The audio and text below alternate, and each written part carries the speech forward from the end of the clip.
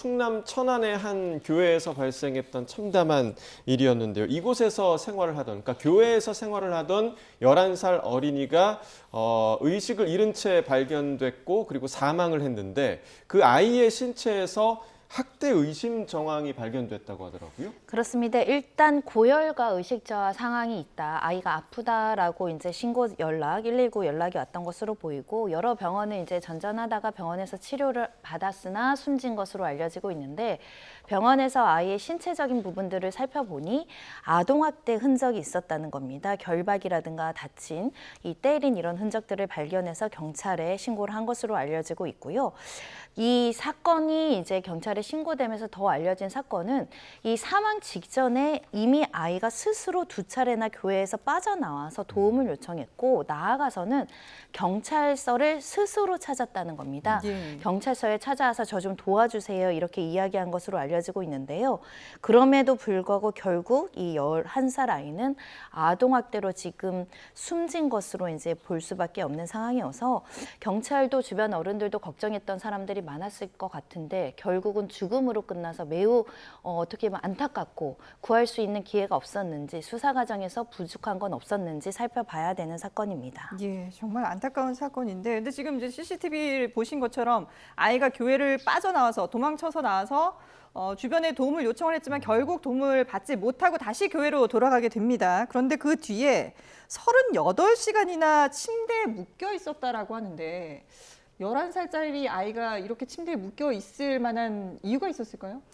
지금 목사 측에서는 또다시 교회 밖으로 나갈까 봐 묶어둘 수밖에 없었다. 용변을 보거나 어떤 그런 부분들이 있을 때만 풀어주었다라고 변수를 하고 있는데요.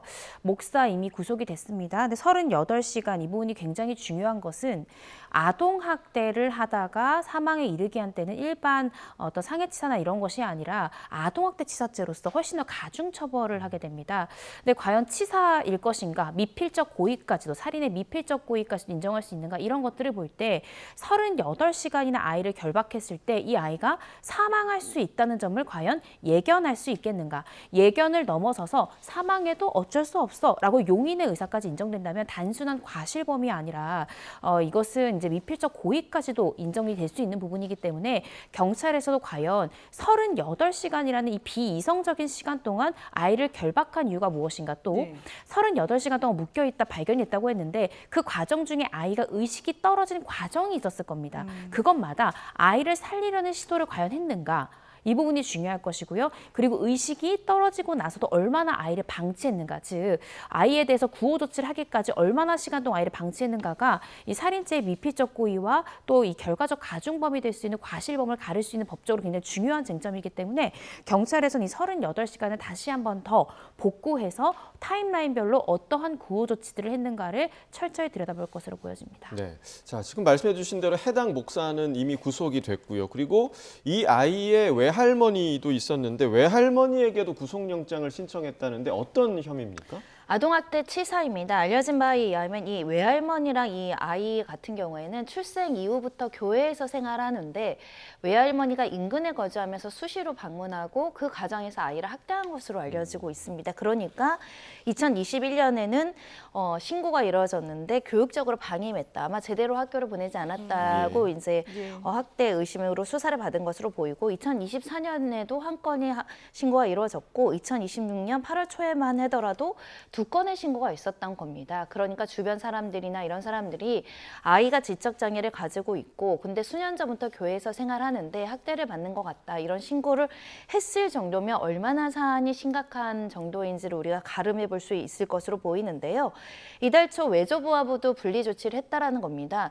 다만 안타까운 건 아동학대 특례법상 임시조치 중에는 보호시설에 조치할 수 있는 규정들이 있는데 교회가 아니라 더 안전한 보호시설에 임시조치를 했다라면 이 상황을 막을 수 있진 않았을까라는 굉장한 안타까움이 있고요. 외할머니가 학대 가해자였기 때문에 교회에 있는 아이와 외할머니를 분리한다. 이거는 뭐 있을 수 있는 조치고 합당한 조치인데 왜 하필 교회로 또 보냈을까라는 의구심이 있는 사건입니다. 일단 경찰 관계자는 여러 건의 의심된다라는 사건의 처리가 있었고 그 과정에서 접근금지 명령도 내렸고 지자체와 보호시설 인계를 논의 중이었다고 합니다. 그러니까 아이가 스스로 경찰서에 찾아와서 그게 사망 직전 3일 전입니다. 예. 경찰이 아무것도 안 한 건 아니고 보호시설이나 이런 여러 가지 조치를 논의를 하고 수사를 하려고 하고 있었는데 이런 학대가 또 발생했다는 거고요.